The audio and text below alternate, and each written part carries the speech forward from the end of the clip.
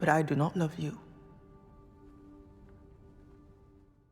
Hey guys, welcome back to the channel. This one is for all the Sandman fans out there. Today we're going to talk about a really interesting character from Sandman, someone who paid the ultimate price for saying no to an endless. In this video, we will discuss the story of Nada, the punished queen who refused Dream's love. So sit back and enjoy as we dive right in. But before we go into our explanation, we have a very small request. If you like our content, please support us by subscribing to our channel. This is a small click for you, but for us it means a lot. Thank you. Let's begin. Look at me! Who is Nada? All right, let's get started with one of the most haunting figures in Dream's long and complicated history, Nada. Now, if you've seen The Sandman on Netflix, you probably remember her brief but powerful appearance in episode 4, A Hope in Hell. Played by Deborah Oyelade, she shows up for just a moment, locked in an eerie reunion with Dream himself. But that single scene carries a lot of weight, especially if you've read the comics. In both the show and Neil Gaiman's original Sandman #4 from 1989, Nada is not just a passing character, she is a ghost from Dream's past, and her story stretches back over 10,000 years. Nada was once the queen of the very first city of mankind, an ancient, magnificent African kingdom unlike anything that exists today. She ruled with grace, wisdom, and a sense of justice that made her beloved by her people. But things got complicated, because in her time, Dream was not known as Dream. To her, he was Kai-Kul, a godlike presence worshipped by her people. And despite all her wisdom, despite all her strength, she fell in love with him. And he was also in love with her. Now here's where it gets tragic. Their love defied cosmic law. A mortal and an endless were never meant to happen. Nada realized this. She saw the chaos it would unleash.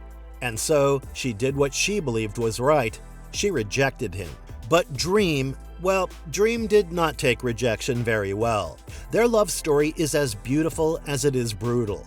In fact, the name Nada itself is a nod to Nada the Lily, an 1892 novel by H. Rider Haggard that is also a tragic romance set during the time of Shaka Zulu.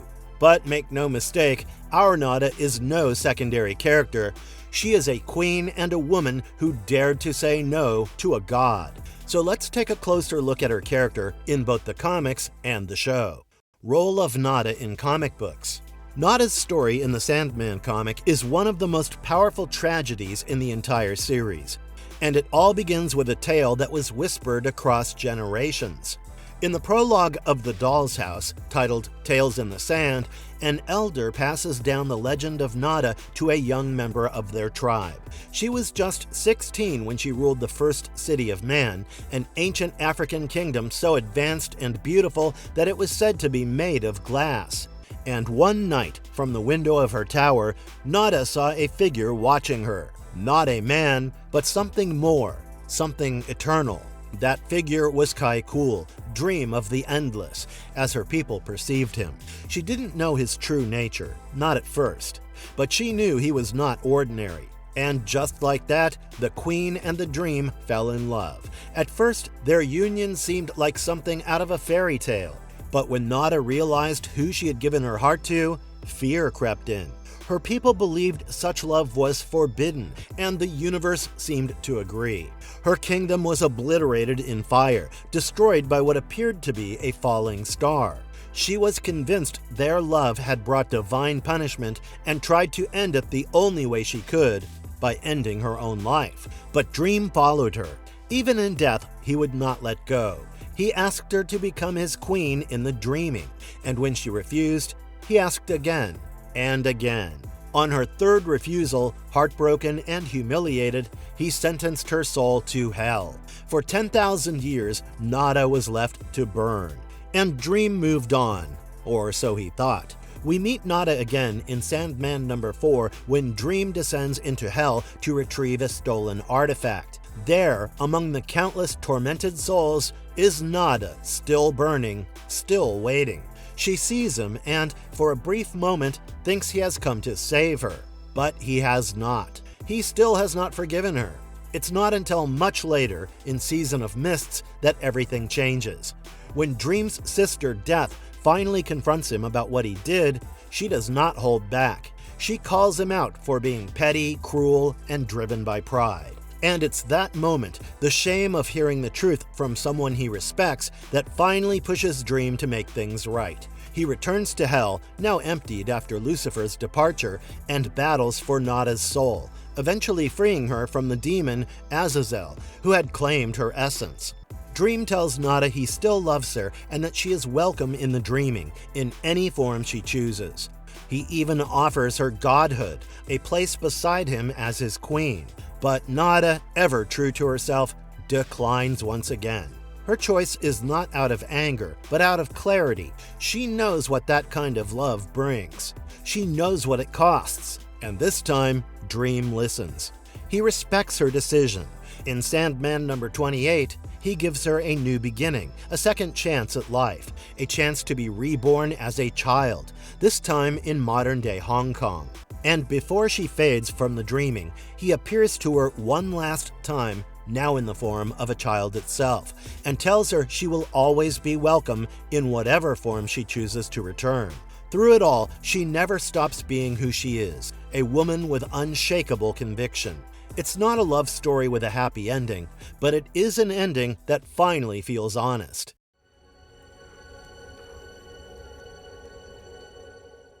Nada's presence in Netflix's Sandman. What changed? When Sandman came back for its second season on Netflix, fans were understandably cautious. The show's release came with a lot of tension, not just because of delays, but also because of the controversy around Neil Gaiman himself. While he was denied the allegations made against him, the impact rippled across nearly every project he was involved in. And then, Sandman came back, and showrunner Alan Heinberg stepped in. From the beginning, he has been walking a very fine line, respecting the original material while making sure it doesn't lean into the darker, more problematic corners that some readers have criticized over the years. Topics like assault, queer trauma, and identity have always been a part of Gaiman's storytelling, especially in arcs like A Game of You from 1993. That arc featured Wanda, one of the first trans characters in mainstream comics, and while it broke ground, it also drew backlash.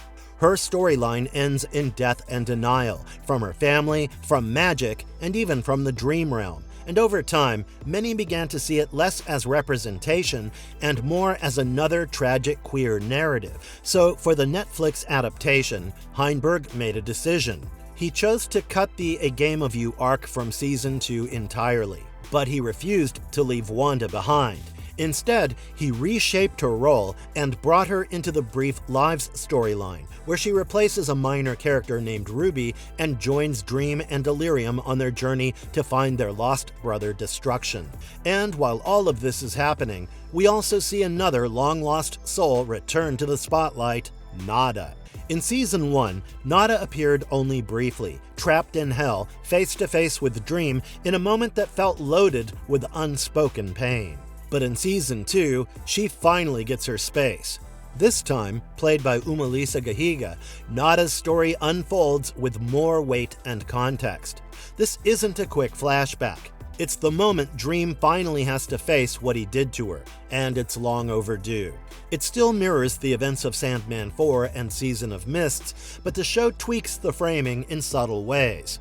Here we learn that Nada condemned herself to hell. She believed that giving in to her love for Kai Kul had doomed her people. She wanted to pay the price. But that doesn't absolve Dream. He still sent her there, not out of justice, but out of wounded pride. And once again, it is Death, his older sister, who forces him to reckon with what he has done. She tells him the truth he refuses to face, that he put Nada in an impossible situation and punished her for trying to do the right thing. At the end of Season 1, we saw Dream start to change. After spending decades imprisoned, isolated, and angry, he emerged thinking he could just fix everything by restoring order.